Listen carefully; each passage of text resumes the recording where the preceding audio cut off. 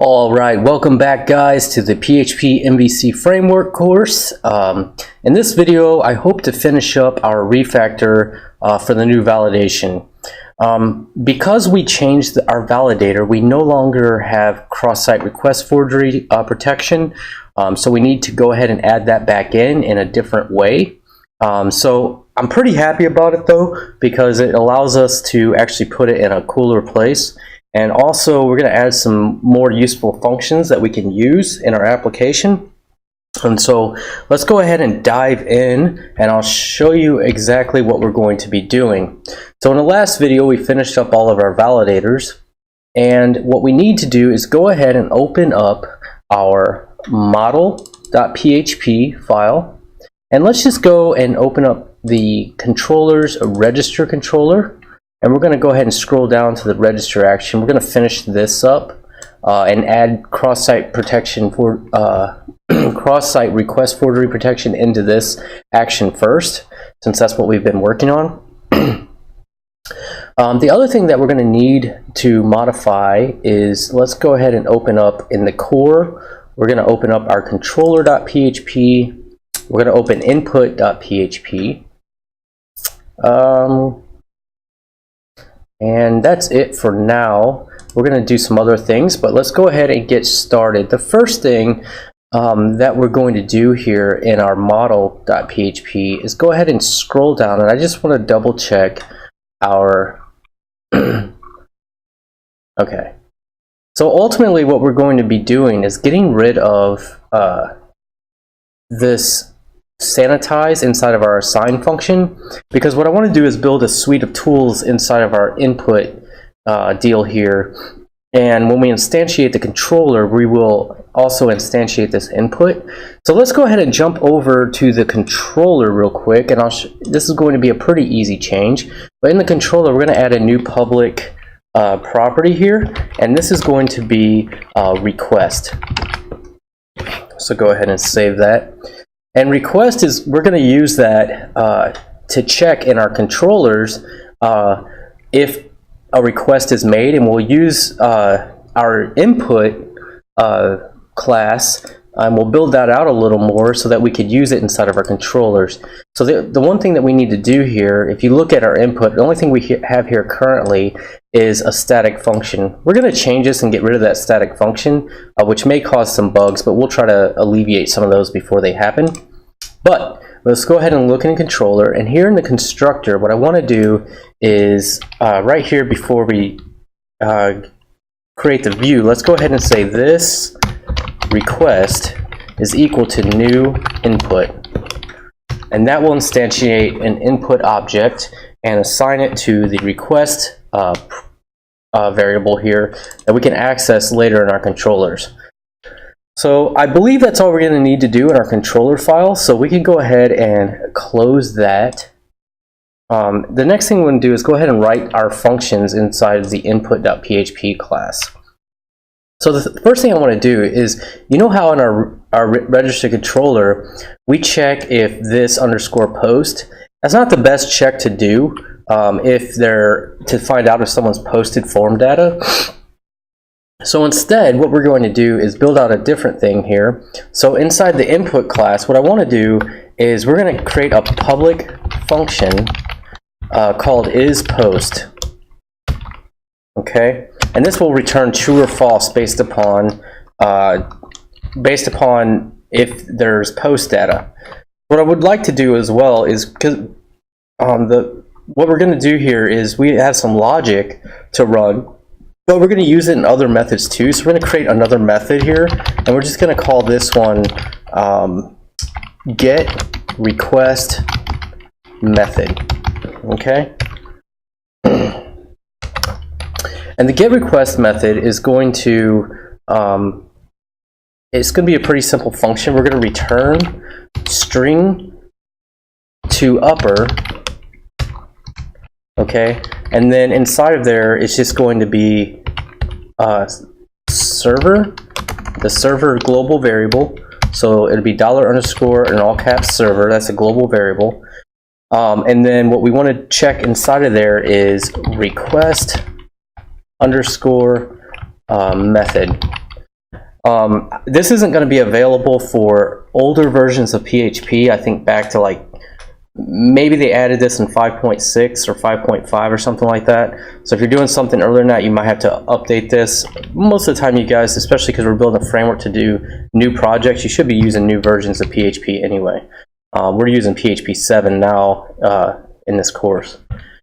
So we're going to do a request method, and that's just going to return the request method. And the request method will be post, get, put. It'll be you know, it could be delete, some other things that like a REST API would use. But in this case, if it's post, we just want to return, whoops, that needs to be lowercase, so return, and then we're going to access this get request method. And, whoops, I have a capital T there on this. So this request method, and we were just going to check if that is equal to post, all uppercase, okay? If that's true, this is going to return, this will return true. If the request method is not post, it'll be false. So what that allows us to do now is in our controllers, instead of saying if this $_post, we can actually do, remember, because now our parent class has this request, we'll be able to access this by saying this request, and then the function we're going to run here is post. All right, so that's a better check to know if they have posted to this form.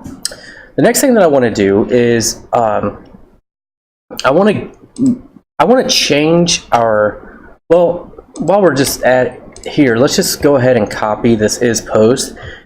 Because later you might need to know a few different things. We're probably not going to use the other stuff, but just so it's here and available since it's a framework, we're just going to say is put, and then we just change post here to put, and then we could say is get,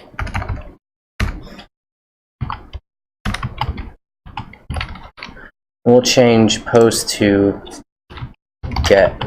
Okay. Now there's a couple other things we're going to do in this method, or this class here. And the one thing that we're going to do that's going to break some stuff right off the gate is I don't want this to be a static function anymore, because I want this to operate a little bit different. So we're going to rewrite this function, and then we'll have to refactor anywhere that's used in it. So let's go ahead and get rid of that static and just use public function get. We'll go ahead and leave the input here, but instead of just, we're going to give it a default of false, because the way I want this to work is I want people to be able to call the get method, and if they don't pass an input, it's going to return the entire array.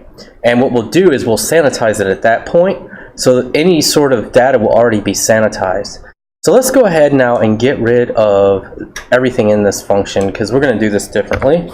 I like the new way. I'm going to do it better, I think. And so first thing we need to do is check, does, we want to check if the input has been passed in. So if not input, then what we want to do is return entire request array and sanitize it. Okay. So what I want to do here is say we'll just initialize a variable called data, and we'll make it an empty variable. And then what we want to do is say for each, and then we'll use the magic the global variable here, request $_request. So for each request as field value. So for each request as field value, then we're going to set data field equal to, oops, and we're going to set that equal to our form helper sanitize function. So we want to sanitize each one of these. So sanitize and then value. So that'll build up the data, and then after that, after this for each loop, we just want to return data. Now, if they pass a name into get, so they could just get one thing, we just want to go ahead and return that one piece of data, and we want to sanitize that too. So outside of this if statement here, we just want to return, and then here we'll do the fh sanitize, and then what we're going to sanitize is the $_request field. Not field, sorry about that. That will be input. So if they pass the input, it's going to be the $_request input. So that'll sanitize that. What's cool about that now is we can actually remove the sanitize function from our assign, because we're going to be using this request get. We're going to use this request get instead of sanitizing stuff in our assign, because we might want to use assign for stuff on the back end that we don't really need to run through sanitize. We really just want to sanitize stuff that's been given to us from the client. We never want to trust the client. So using this request get, we'll be able to sanitize the stuff there. So let's go ahead and remove that. So open up model.php and go down to the assign method, and right here where we're using the form helper sanitize there, just go ahead and get rid of that, and we're just going to return val there. That should be all we have to do there. So now we have this input get.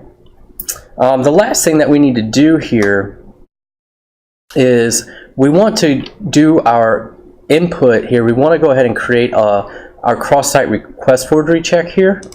And what I've chosen to do, and you guys can do this a little different if you'd like, but what I think I would want to do for my framework is I just want to make this as easy as possible on me. So I'm just going to do cross-site request forgery check, and that's going to be a public function. And all we're going to do here is we're going to say if not, and then we use our form helpers CSRF, our form helpers check token, and then we're going to pass in that token. So what we're going to do here is actually use this get CSRF_token. Okay, so we're going to pass that in. So if that doesn't pass the token check, then actually what I want to do is use my router to redirect them to restricted. So I want to build a new page that will just be restricted, and then bad token. That'll go to the view bad token. So just else we could just return true here, because if it makes it past this and it doesn't redirect, it's just going to return true. Okay, that should be it for our input class. So let's go ahead and see how that we're going to use this in our register controller. So go ahead and go to the register controller. So we've already changed to use this request is post, and then what we want to do is we don't want to assign new user here. What we want to do is we want to assign, we're just going to say this request get. Okay, and we're not going to pass anything in, so it's going to use the return the entire posted array for all the fields, and it'll assign that to the new user. And then what we're going to do is we're going to say set confirm, but instead of using input get, remember we got rid of that static function. All we have to do here is say this request get, and then we're just going to pass in confirm. And this is how you're going to get individual values in your controller action, and this will sanitize it, and it's part of the request. Okay, so the changes are we're going to use this request get or is post. If it's posted, that's what's going to happen in here. So we'll assign the posted values to the new user, and it sanitizes them. And then we're going to do this request get confirm, and then we'll attempt to save it. Okay, so nothing else changes with the actual way that works. So let's go ahead and test it real quick. So if I go here now, nothing should really change if I don't have any errors. Okay, so our validation still works, but now we need to check our cross-site request forgery. So go ahead and open this up, and let's just monkey around with the form value here for our cross-site request forgery token, and let's just change it to something else or delete it altogether, and hit register, and nothing happened. So we got a problem. Oh, actually, I forgot to go ahead and do it here. So if is post, the first thing we want to do, the first thing we want to do here after the check that if it's a post is we want to say this request, and then we just have to do the CSRF check, and that's it. So now, if we mess with this, this should actually fail, but it's going to give us an error message. It's going to attempt to redirect us to an action that doesn't exist. So we know that's going to happen because we need to add that still. So I'm going to change that a little bit here, and then we'll hit register. Okay, and then yeah, so it went ahead and redirected us to restricted bad token.